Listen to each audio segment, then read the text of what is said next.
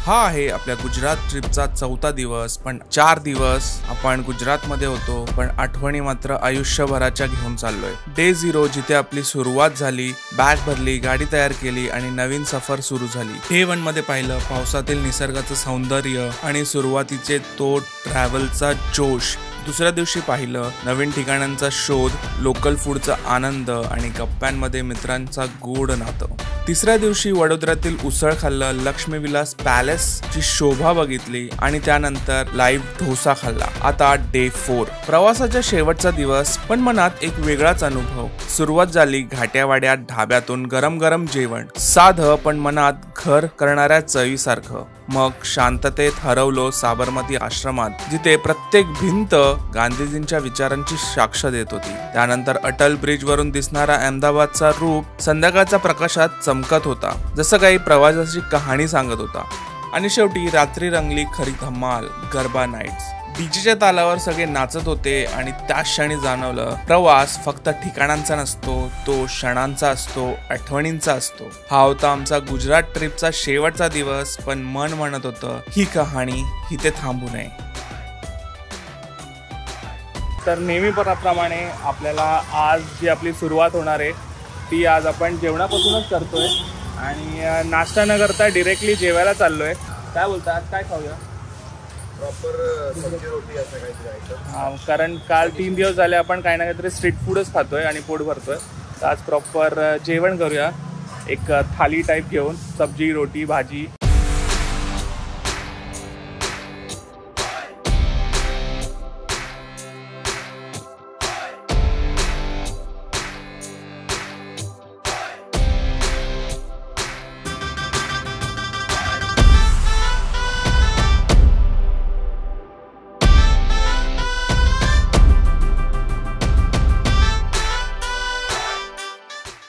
रोटी कौन सा है?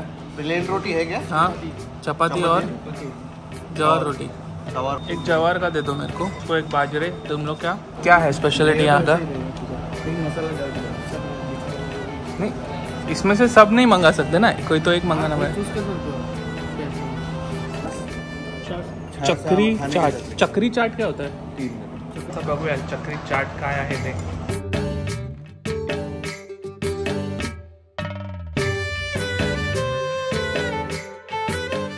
लोणच्याचे प्रकार एवढे होते, तर ते लोणचं, सलाड ते यायच्या आधीच आपण संपवलं, मेन कोर्सच्या यायच्या आधीच.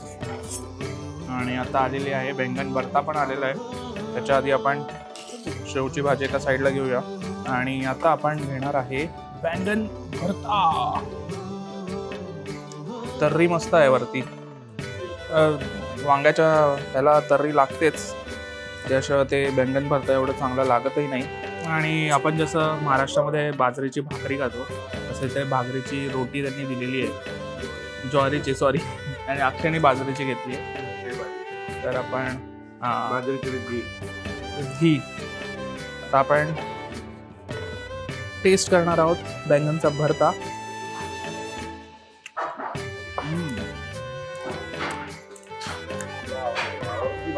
आणि आता आपण घेणार आहेत शेवची भाजी टेस्ट करायला.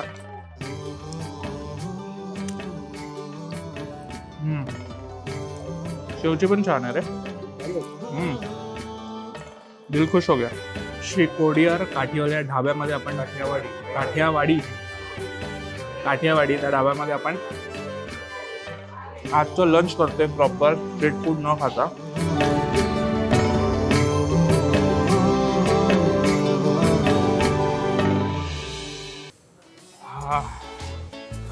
छास पण मस्त होता, भाजी पण मस्त होती, राईस पण मस्त होता आणि स्टार्टर्स पण मस्त होते, सलाड पण मस्त होतं. इन शॉर्ट सगळंच मस्त होतं. बिल पण मस्त येईल. तुका लाव 250 to 500 एक 1500 पर्यंत येईल.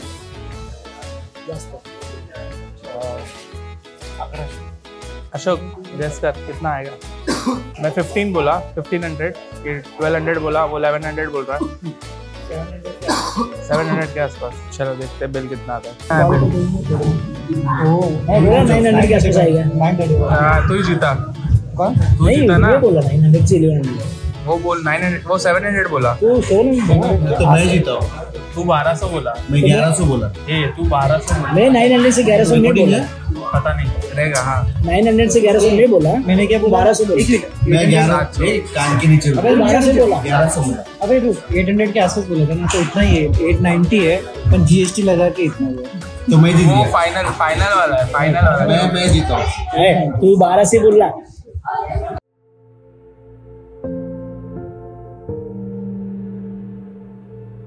साबरमती आश्रम। साबरमती नदीच्या शांत किनाऱ्यावर वसलेला हा आश्रम इतिहासाचा एक जिवंत पान आहे। येथे पाऊल टाकताच एक वेगळी शांतता जाणवते। कुठेही गोंधळ नाही, फक्त साधेपण आणि विचारांचा सुवास। याच ठिकाणी महात्मा गांधींनी सत्य आणि अहिंसेचा बळ जगाला दाखवलं। इथूनच सुरू झाला तो प्रवास स्वराज्याच्या स्वप्नांचा। भिंतीवरचे फोटो, जुन्या काळातील वास्तू आणि त्या चरख्याचा मंद आवाज, सगळं काही एकच सांगत होतं। इथूनच उगम झाला होता भारताच्या नवीन अध्यायाचा। चालताना असं वाटतं जणू वेळ थांबलंय आणि आपण त्या काळात पोचलो जिथे प्रत्येक क्षण आंदोलन होतं। आणि या ठिकाणांचं खरं सौंदर्य फक्त पाहण्यात नाही तर ते अनुभवण्यात आहे। मी साबरमती आश्रमवर एक डेडिकेटेड व्हिडिओ तयार केलाय, तो नक्की बघा, कारण इथे प्रत्येक विटात लपलेलं आहे भारताच्या स्वातंत्र्याची कहाणी। सो अक्षय, तू काय बोलशील? मी मगाशी बोललोच व्हिडिओमध्ये। सो खूप शांत वाटतंय, म्हणजे लिटरली मी जेव्हा इकडे आलो त्यानंतर जशी हवेमध्येच काहीतरी असं मला असं रिदमॅटिक वाटतंय। मला ऑटोमॅटिकली ते गाणं कानावरती ते गाणं पडलं की वैष्णवजन तू तेने कही, असं ते गाणं, म्हणजे बापूंबद्दल। खूप छान वातावरण आहे, खूप छान स्वच्छता आहे, खूप छान निसर्ग इथे मेंटेन केलेला आहे। तर नक्की साबरमती आश्रमला व्हिजिट करा आणि बापूंबद्दल तुम्हाला अजून जास्त इन्फॉर्मेशन मिळेल।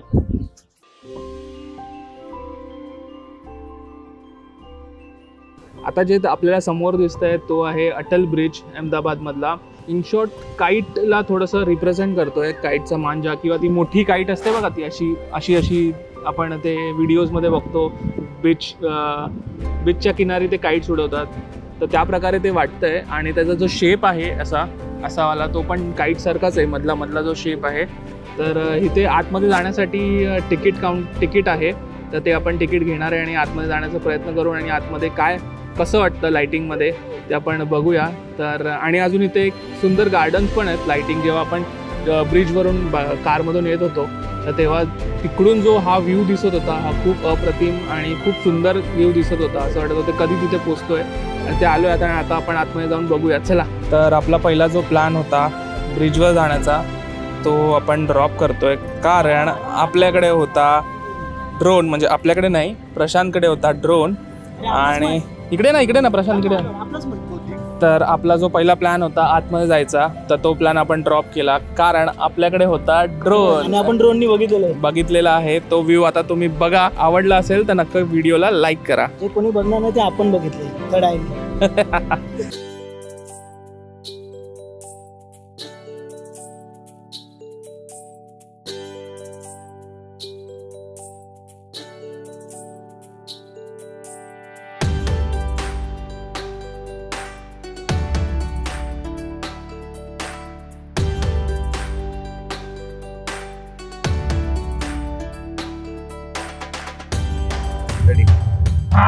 फायनली रेडी होऊन चाललोय गरबा खेळायला, कारण जेव्हापासून आपण आलेलो आहोत तेव्हापासून गुजरातमध्ये पाऊसच आहे आणि गरबा कॅन्सल होत होते।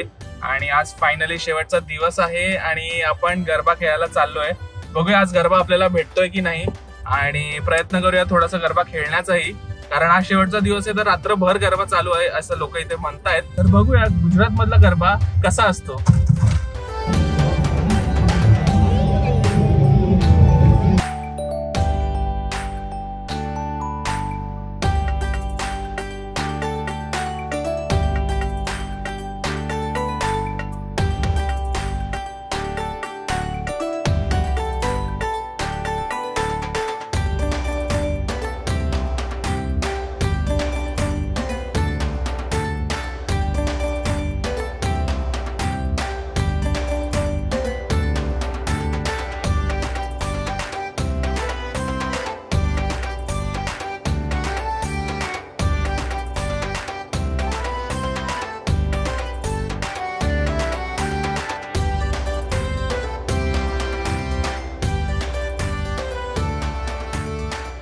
करून आलेलो आहे. अक्षय तर थोडाफार डान्स करतो, त्याला पण डिफिकल्ट जात होतं ते स्टेप करायला. आपण तर नॉन डान्सर लोक, मला तर ते जमतच नव्हतं कशा प्रकारे ते पाय पुढे टाकतायत कसे नाचतायत कळतच नव्हतं बिलकुल.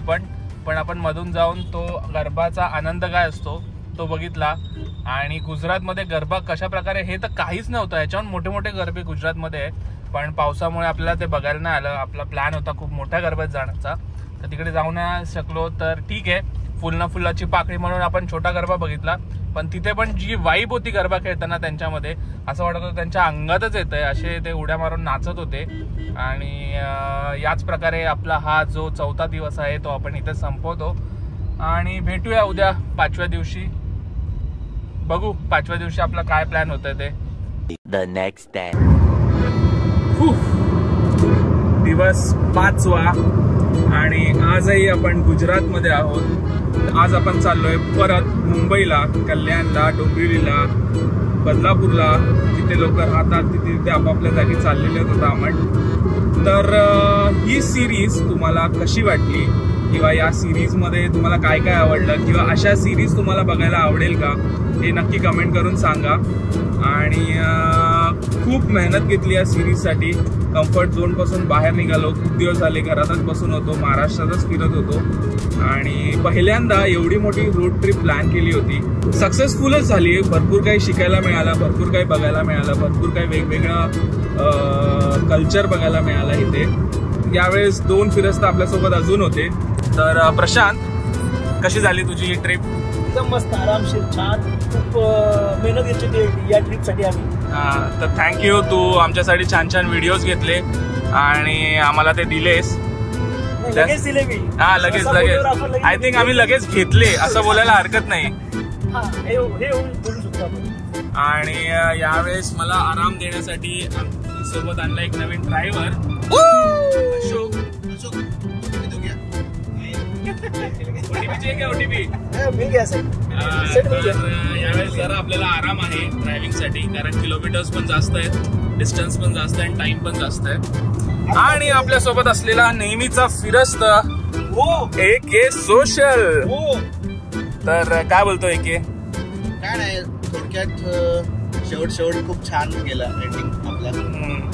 आणि मला एवढंच सांगायचंय की कॉन्टेंट थोडासा का होईना फिरस्तनी भरपूर प्रयत्न केलेला आहे. तर तुम्हाला येत्या काही 3-4 ब्लॉग्समध्ये दिसणारच आहे, ऑलरेडी टाकले असतील त्यांनी.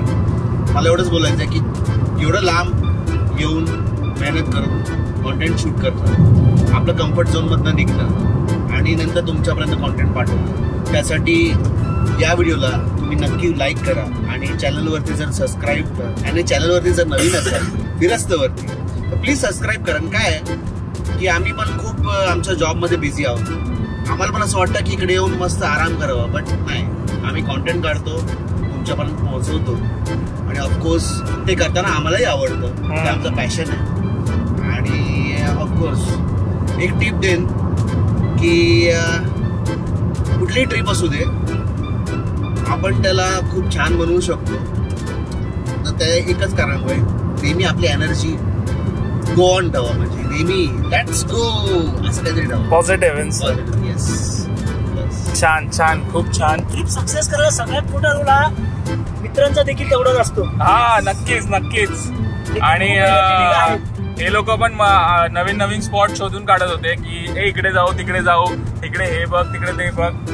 आणि मेन म्हणजे प्रशांत आणि अशोक ते लोक शूट करत नव्हते एवढे, बट हेल्प करत होते. पण एवढं की त्यांचं पेशन्सला पण हॅट्स ऑफ, कारण मी शूट करताना आम्हाला खूप टाइम लागायचा प्रत्येक स्पॉटवर. त्यामुळे पेशंटली त्यांनी आम्हाला करू दिलं शूट. तर thank you both of you, 3 of you. आणि मला स्वतःला पण थँक्यू की मी स्वतः कम्फर्ट झोनच्या बाहेर निघालोय आणि हा प्रयत्न सक्सेसफुल केलाय. अजून काय बोलू मित्रांनो, सबस्क्राईब करा, आपली फॅमिली वाढवा आणि माझ्या या जर्नीमध्ये तुम्ही माझा सपोर्ट व्हाल तर मला खूप जास्त आवडेल. आणि ती तुम्हालाही आवडेल ते बघण्यासाठी, कारण जर तुम्ही तेवढंच सपोर्ट मला कराल तर तेवढंच छान व्हिडिओ आणण्याचा प्रयत्न आपण करूया. तर भेटूया अशाच कुठल्या तरी नवीन ठिकाणी, नवीन जागी, नवीन इन्फॉर्मेशन घेऊन. तोपर्यंत धन्यवाद. हसताय ना, हसत राहा.